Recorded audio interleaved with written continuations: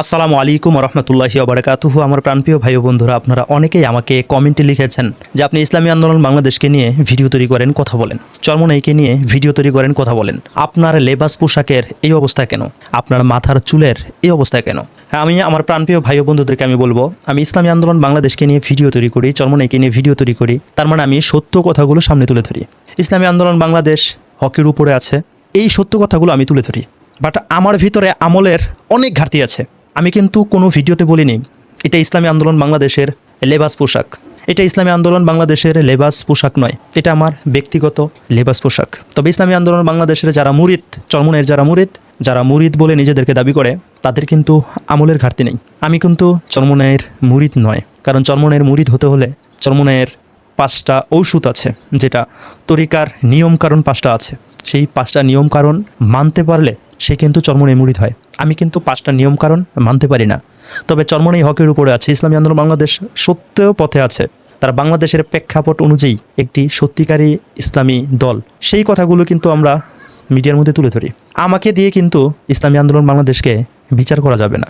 আমি স্বীকার করছি আমার আমলের ঘাটতি আছে। এটা ইসলামিক কোনো লেবাস পোশাক কিংবা কোনো কিছুই নয়। আমার মুখে শুধু দাঁড়িয়ে আছে একটা ইসলামিক পরিচয়। এছাড়া আমার মাথার যে চুল আছে, শরীরের যে পোশাক আছে, এই পোশাক কিন্তু ইসলামিক ব্যক্তিত্ব তুলে ধরে না। এটা তো মিথ্যা কথা নয়। আমি তো জোর করে চাপিয়ে দিচ্ছি না যেটা ইসলামিক লেবাস পোশাক। ইসলামের মধ্যে এমন লেবাস পোশাকই সুন্নতের আমল। আমি কিন্তু এমনটা কোনো ভিডিওতেও বলিনি, কখনো বলিনি, জীবনও বলবো না। অবশ্যই সুন্নতের পোশাক হচ্ছে নবী করিম সাল্লাল্লাহু আলাইহি ওয়াসাল্লাম যে পোশাক ব্যবহার করেছেন, যেভাবে চলাফেরা করেছেন, সেটাই হচ্ছে সুন্নতের পোশাক।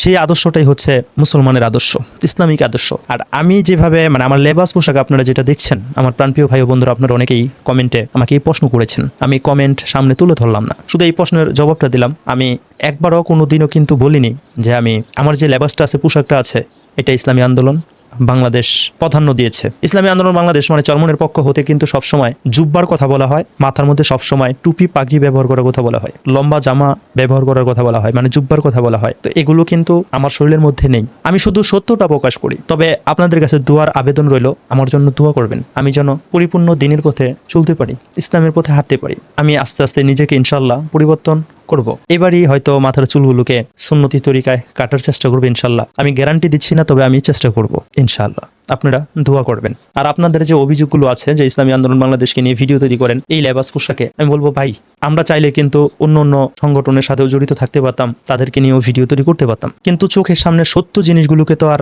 অস্বীকার করা যায় না। নিজের চোখে তো দেখেছি, ইসলামী আন্দোলন বাংলাদেশকেও দেখেছি, আরো জামাত ইসলাম নামক যে সংগঠনটা আছে সেটার সাথে তো আমি জড়িত নিজেই ছিলাম। আমি তো সেটাকেও একদম কাছ থেকে দেখেছি। তো দুইটার সাথে ডিফারেন্ট করলে ইসলামী আন্দোলন বাংলাদেশ সত্যিকারের প্রকৃত একটা ইসলামিক সংগঠন। হয়তো আমার ভিতরে 100% আমলের ঘাটতি আছে, এটা আমি স্বীকার করছি। কিন্তু ইসলামী আন্দোলন বাংলাদেশ একটা হকপন্থী দল, ইসলামিক দল, এটা তো অস্বীকার করছি না। তো আমার মতো মানুষ যদি জামাত ইসলামকে নিয়ে ভিডিও তৈরি করে, যদিও আমি জীবনও করব না, কারণ আমাকে যেটাই বলুক না কেন, আমি কথা বলা থেকে নিজেকে দূরে সরিয়ে রাখবো না। আমি নিজের চোখে যা দেখছি, যা জানি, যা এখনো আমার চোখে দৃশ্যমান, আমি সেই কথাগুলোকেই বলবো। ইসলামী আন্দোলন বাংলাদেশের চরমনের যারা মুরিদ, 100 জনের মধ্যে কিন্তু 60 জনের মধ্যেই আমল খুব ভালো, 40 জনের মধ্যে আমল কম। আর আমি যে আগে যে সংগঠনটার মধ্যে ছিলাম, জামাত ইসলাম নামক সেই সংগঠনের মধ্যে ছিলাম, সেই সংগঠনের 100 জনের মধ্যে 98 জনেরই আমল নাই। তারা সুন্নতকে প্রাধান্য দেয় না। তাদের 100 জনের থেকে 98 জনকে দেখে বুঝাই যায় না তারা কি ইসলাম ধর্মের অনুসারী নাকি অন্য কোনো ধর্মের অনুসারী। যদিও অনেকেই আমাকে কমেন্টে অন্য একটা ভিডিওতে বলেছিলেন যে পোশাকই কি পোশাক সব কিছু নয়, কিন্তু ইসলামের মধ্যে তো পোশাক আছে, যে কোন পোশাক ব্যবহার করবে, কিভাবে একটা মানুষ নিজের জীবনটাকে সাজাবে, নিজের পোশাকগুলোকে তৈরি করবে, কিভাবে তার দাড়িগুলোকে রাখবে, এটা তো ইসলামের মধ্যে বিধিবিধান আছে। তাহলে আমি ইসলামের দিকটাই দেখব, কে দাড়ি রাখেনি, কোন আল্লামা দাড়ি রাখেনি, কে দাড়ি রেখেছে, কে কি করেছে না করেছে, কে পাগড়ি বেঁধেছে, কে পাগড়ি বাঁধেনি, এটা আমার দেখা দরকার নেই। আমি দেখব নবী করিম সাল্লাল্লাহু আলাইহি ওয়াসাল্লাম পাগড়ি বেঁধেছে, পাগড়ি বাঁধা সুন্নত। নবী করিম সাল্লাল্লাহু আলাইহি ওয়াসাল্লাম মাথায় টুপি ব্যবহার করেছে, টুপি ব্যবহার করা সুন্নত। নবী করিম সাল্লাল্লাহু আলাইহি ওয়াসাল্লামের মুখে দাড়ি মোবারক ছিল, দাড়ি রাখা সুন্নত। আমি আর কোনো কিছু বুঝি না। এতে অনেকেই আমাকে কমেন্টে লিখেছেন যে পোশাকই কি সবকিছু। একটা অন্য ধর্মের মানুষের সাথে যদি আপনি গিয়ে দাঁড়ান কিংবা আমি গিয়ে দাঁড়াই, আমাকে যদি আলাদাই করা না যায় যে আমি ইসলাম ধর্মের অনুসারী নাকি অন্য কোনো ধর্মের অনুসারী, তাহলে আমি ধর্মের পার্থক্যটা রাখলাম কোথায়?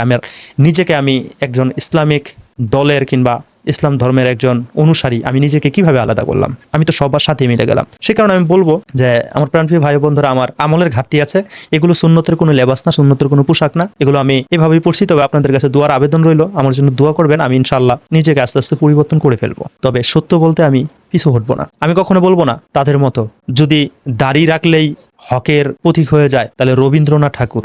আমি রবীন্দ্রনাথ ঠাকুরের কথা বলবো না। পাঞ্জাবি পিনলে যদি হকের দাবিদার হয়ে যায় তাহলে মোদি সবচাইতে বড় হকের দাবিদার। আমি এগুলো কথা বলবো না। আমি মোদি কথাও বলবো না, আমি আবুল আলা মওদুদির কথাও বলবো না, আমি গোলাম আহমদ কাদিয়ানির কথা বলবো না, আমি রবীন্দ্রনাথ ঠাকুরের কথা বলবো না। আমার সোজা কথা, আমার অনুসরণ করার জন্য ব্যক্তি আছে। রাসূল সাল্লাল্লাহু আলাইহি ওয়াসাল্লাম পাগড়ি বেঁধেছে, মাথায় টুপি ছিল, মুখে দাড়ি ছিল, জুবা ব্যবহার করতো, সাহাবায়ে কেরামও ঠিক এভাবে চলেছে। এটাই, ওই কে টুপি রেখেছে কে দাড়ি রেখেছে, আমি ভিন্ন কোনো ধর্মের অনুসারীকে আমি অনুসরণ করি না। আমাকে যারা কমেন্টটা লিখছেন, আমি চাইলে সেই স্ক্রিনশটগুলো দেখাতে পারবো, যদি সম্ভব হয় দু একটা স্ক্রিনশট আমি দেখাবো আপনাদেরকে, যে আপনারা কমেন্টে এমন লেখা লিখেছেন কিনা, কেউ আমাকে এমন লেখা লিখেছে কিনা যে লেবাসই নাকি ইসলামের কোনো পরিচয় নয়। আমি বলবো লেবাস মানুষকে ধর্মীয় দিক দিয়ে চিন্তা করলে আলাদা করে দেয়, কারণ ইসলামিক লেবাস ইসলাম ধর্মের অনুসারীদেরকে আলাদা করে ফুটিয়ে তোলে। দেখেই বোঝা যায় সে একটা ইসলামিক সংগঠনের কিংবা ইসলাম ধর্মের অনুসারী। আমার ভিতরে ঘাটতি আছে আমলের, সবাই আমার জন্য দোয়া করবেন। আপনারা কেউ মনে কষ্ট নেবেন না, ইনশাল্লাহ আমি আস্তে আস্তে পরিবর্তন হব ইনশাল্লাহ। শুধু দোয়ার আবেদন রইল।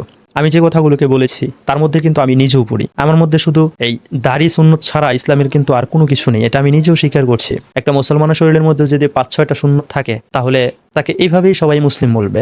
যেমন আমার শরীরে যদি একটা লম্বা জুব্বা থাকে, মাথার মধ্যে টুপি থাকে, পকেটে যদি মেসওয়াক তুসবি থাকে, মুখে যদি দাড়ি থাকে, আমার নতুন করে পরিচয় দেওয়ার প্রয়োজন নেই। তবে সেই লেবাস পোশাকটা আমার কাছে বর্তমানে আমার শরীরের মধ্যে নেই। আপনারা দোয়া করবেন আমার শরীরের মধ্যে যেন উঠে। সবাই ভালো থাকবেন, সুস্থ থাকবেন। আসসালামু আলাইকুম ওয়া রাহমাতুল্লাহি ওয়া বারাকাতুহু।